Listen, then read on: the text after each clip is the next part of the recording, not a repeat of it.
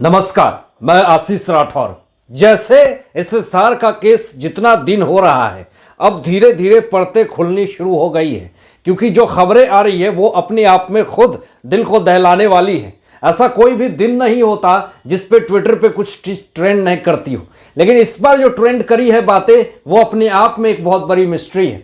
अब जो बातें निकल करके सामने आ रही है वो ये आ रही है कि एसएसआर केस में क्या मोटी रकम ली गई है, क्या एसएसआर केस में भी बहुत बड़ा वसूली हुआ है। ये सारी चीजें बात करेंगे आज इस वीडियो में। लेकिन बीते दिनों किस तरीके से अर्णव गोस्वामी ने दहाड़ लगाई और परमवीर सिंह को किस तरीके से इस तरह से पूरा देश के सामने ला करके रख दिया कि एक भगोड़ा और एक देशद्रोही पुलिस कमिश्नर को महाराष्ट्र सरकार ने निलंबित कर दिया, सस्पेंड कर दिया।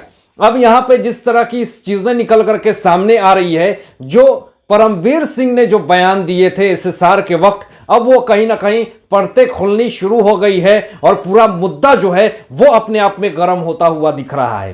परमवीर सिंह ने बयान दिया था सीबीआई के जांच पे। उन्होंने ये कहा था कि मुझे कोई फर्क नहीं पड़ता है कि सीबीआई जो भी जांच करेगी, जो भी सबूत लाएगी, हमें पता है कि वो क्या लेकर के आएगी, क्योंकि हमें अपने जांच पे पूरी तरीके से भरोसा है। उन्होंने कहा था कि मुझे कोई डर नहीं है कि सीबीआई क्या जांच करके हमारे ऊपर क्या आरोप लगाएगी, क्योंकि हमने जो जांच करी है वो अपने आप में बिल्कुल सही है। क्या परमवीर सिंह ने 45 दिन तक एफआईआर दर्ज नहीं किया तो आप बड़े आए हैं बोलने कि हमने जांच बहुत ही अच्छे तरीके से किया है, सीबीआई कुछ नहीं कर सकती है? आखिर किसके दम पे ये ऐसी बयान दे रहे थे? परमवीर सिंह किस लिए ये बात कह रहे थे कि हमें कोई फर्क नहीं पड़ता है कि वो सीबीआई अपने तरीके से जांच करे? आपने तो पूरी तरीके से टूरिज्म पैलेस बना दिया एसएसआर के घर को, माउंट ब्लैंक बिल्डिंग को आपने ऐसा कर दिया जैसे कि कोई भी इंसान वहां आ जा सकता है, कोई रिपोर्टर वहां आ जा सकता है, उनके घर की पूरी लाइफस्टाइल दिखा रहा है। और कुछ दिन बाद तो पूरी तरीके से उस घर को भी पूरी तरीके से पेंट कर दी गई। आखिर किसके कहने पे और किसके भरोसे पे? अब परमवीर सिंह जिस तरीके से एम्स का रिपोर्ट आता है उस पे भी ये बयान देते हैं, कहते हैं कि मैंने तो बोला ही था कि वहां पूरी तरीके से एसएसआर ने आत्महत्या करी है। आखिर परमवीर सिंह क्यों बार बार आत्महत्या के मामले को उकसाना चाहते थे? क्यों बार बार ये कहने की जताने की कोशिश करते थे कि एसएसआर ने आत्महत्या ही करी है? क्या इसके पीछे भी कोई बहुत बड़ा मसला है, कोई बहुत बड़ा मामला है जिस पे इन्वेस्टिगेशन होनी चाहिए? परमवीर सिंह ने प्रेस कॉन्फ्रेंस में एक और बयान दिया था। उन्होंने कहा था, यह बयान अभी पूरी तरीके से सोशल मीडिया पे वायरल हो रही है। उन्होंने बयान दिया था कि एसएसआर जो हैं वो पेनलेस डेथ गूगल पे सर्च कर रहे थे कि क्या ऐसा कौन सा पेनलेस डेथ है जिसको अपनाने से आसानी से मौत हो सकती है। ऐसा परमवीर सिंह ने दावा किया था और बार बार ये कोशिश कर रहे थे एसएसआर ने आत्महत्या ही करी थी। आखिर किस बेसिस पे और क्यों? ये एक बहुत बड़ा सवाल और ये एक बहुत बड़ा मिस्ट्री जो अभी तक बना हुआ है। सवाल तो यह भी खड़ा हो रहा है कि सचिन वजह 16 साल तक सस्पेंड रहते हैं, लेकिन 16 साल बाद फिर से क्यों इनको लाया जाता है? और अब वही महाराष्ट्र सरकार सचिन वजह को भी गलत साबित कर रही है और परमवीर सिंह को सस्पेंड कर रही है। लेकिन सवाल अभी तक यही है कि इन सारे लोगों ने मिलकर के यहां पे एसएसआर के नाम पे पूरी तरीके से खिचड़ी पकाई है। क्या इन लोगों ने मिलकर के पूरी तरीके से एसएसआर केस को दबाने की कोशिश करी है, केस को क्लोज करने के लिए मोटी रकम ली है?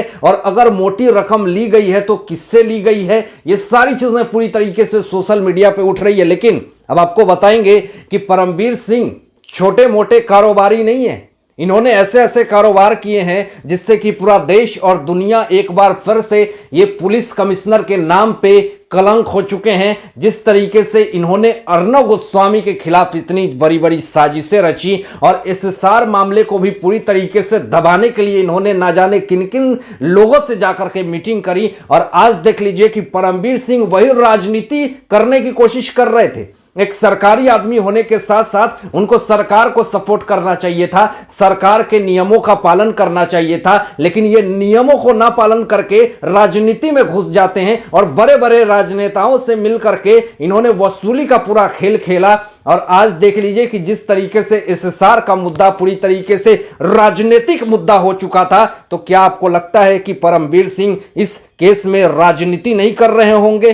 क्या सचिन वजह इसमें पूरी तरीके से वसूली का खेल नहीं खेल रहे होंगे? हालांकि सीबीआई जैसे एक्टिव होती है, एनसीबी भी पूरी तरीके से एक्टिव हो जाती है और इसमें एनसीबी पूरी बढ़ चढ़ के हिस्सा लेती है, जिसमें कि समीर वानखेड़े जी ने पूरे बॉलीवुड इंडस्ट्री से ड्रग्स का नेक्सस खींच खींच करके लाया और पूरे देश और दुनिया से ड्रग्स मुक्त करवाने के लिए एक मिशन बना ली। लेकिन देख लीजिए कि देश के रियल हीरो जो कहे जाते हैं समीर वानखेड़े के ऊपर भी किस तरीके से आरोप और प्रत्यारोप लगे हैं, जो आज भी लगे हुए हैं। कुछ दिन पहले जब आर्यन खान को गिरफ्तार किया गया था तो किस तरीके से वसूली का पूरा जो आरोप है वो समीर वानखेड़े जी के ऊपर लगा दिया गया। लेकिन देख लीजिए वो आरोप लगाने वाले किस बिल में घुस गए पता नहीं, लेकिन समीर वानखेड़े जी आज भी जोनल हेड है एनसीबी के और आज भी वो अपना काम कर रहे हैं और ईमानदारी से कर रहे हैं। लेकिन आरोप लगाने वाले ना जाने किस बिल में घुस चुके हैं। लेकिन ये आरोप और प्रत्यारोप लगने का सिलसिला तो अभी चलता रहेगा, लेकिन मुद्दा अभी तक वही है कि एसएसआर को इंसाफ की आवाज जो है वो अभी तक बुलंद है। ट्विटर पे आज भी ये ट्रेंड कर रहा कि extract SSR truth for PBS, यानी परमबीर सिंह को पूरा सच पता है, पूरा निचोड़ पता है कि एसएसआर मौत मिस्ट्री का रहस्य क्या है, सच क्या है। और इसको जानने के लिए परमबीर सिंह को सीबीआई के सामने बैठ करके पूरी पूछताछ करनी चाहिए और पूरा सवाल का जवाब देना चाहिए। सीबीआई जो जो सवाल पूछे उन सारे सवालों का जवाब देना चाहिए। लेकिन सवाल इसीलिए अभी तक उठ रहा है कि आखिर पटना से जो आईपीएस पहुंचा था उसको क्यों क्वारंटाइन करके उसको बंद कर दिया जाता है? आखिर किस चीज का डर था, किस चीज का भय था?